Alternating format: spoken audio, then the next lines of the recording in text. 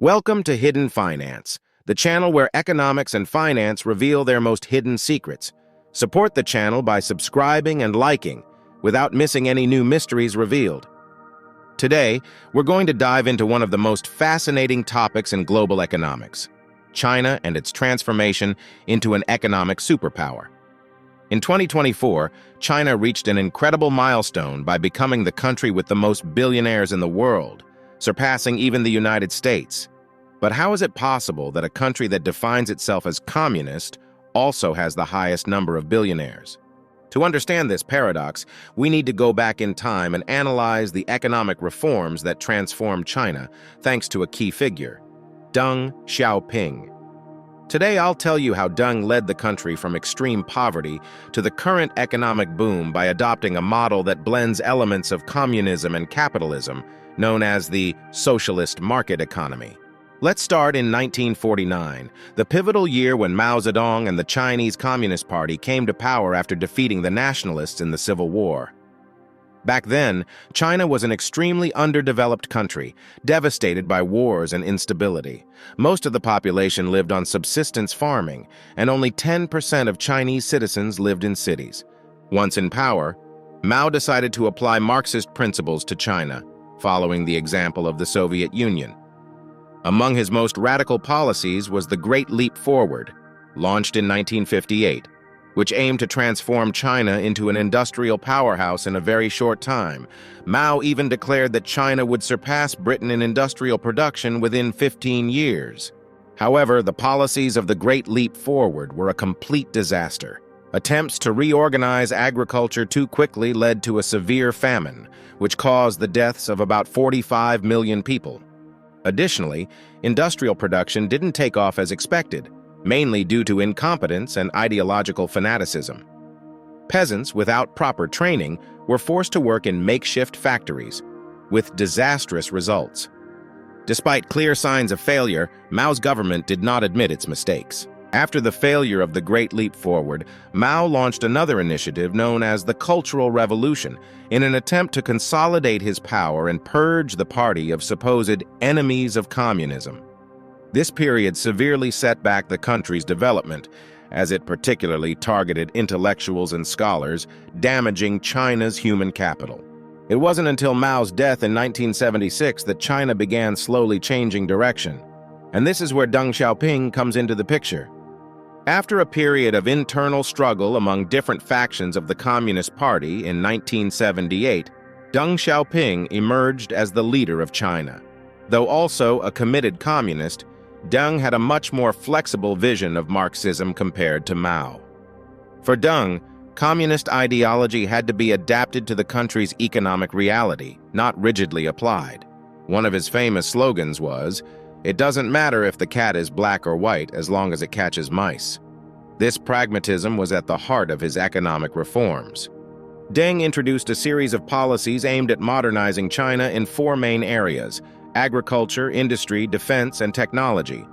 His reforms, launched in 1978, focused on loosening state control over the economy, allowing for more flexibility and even permitting private ownership in certain sectors. This move led to the birth of private enterprises, which would later fuel China's economic growth. One of Deng's most innovative tools for promoting economic growth was the creation of special economic zones, SEZs. These areas, mostly along China's southern coast, were allowed to operate under different economic rules than the rest of the country, with the aim of attracting foreign investments. Early cities to experiment with this model included Shenzhen, Zhuhai, and Xiamen. Shenzhen, for example, transformed from a small fishing town with about 50,000 inhabitants into a megacity with over 13 million residents, and one of the world's major tech hubs. Thanks to the SEZs, China succeeded in attracting huge amounts of foreign capital, significantly contributing to its economic boom. According to a World Bank report, by 2015, the SEZs accounted for 22% of China's GDP, demonstrating the success of this strategy. Another key aspect of Deng's reforms was investment in human capital. Deng understood that sustainable economic growth required not just physical infrastructure, but also skills. For this reason, he launched training programs for thousands of researchers in key fields like engineering and information technology, even sending many students abroad to bridge the skills gap caused by the Cultural Revolution. Despite the economic successes, Deng's reforms also brought new challenges. One of the main consequences was the rise of inequality. While coastal areas, especially those with SEZs, grew rapidly, inland regions remained underdeveloped. This imbalance created growing discontent among rural populations, and tensions began to surface in the 1980s. Another point of tension was China's residential system, which made it difficult for rural workers to move to the cities. Many ended up living in a sort of gray zone, without full rights in urban areas, further fueling social disparities. The discontent reached its peak in 1989, when thousands of students and workers gathered in Tiananmen Square in Beijing to demand political reforms and greater freedoms. Initially peaceful, the protests culminated in a brutal crackdown by the government, which sent the military to disperse the demonstrators. The images of tanks rolling through the square and the iconic figure of the unknown rebel standing in front of a tank became symbols of the event.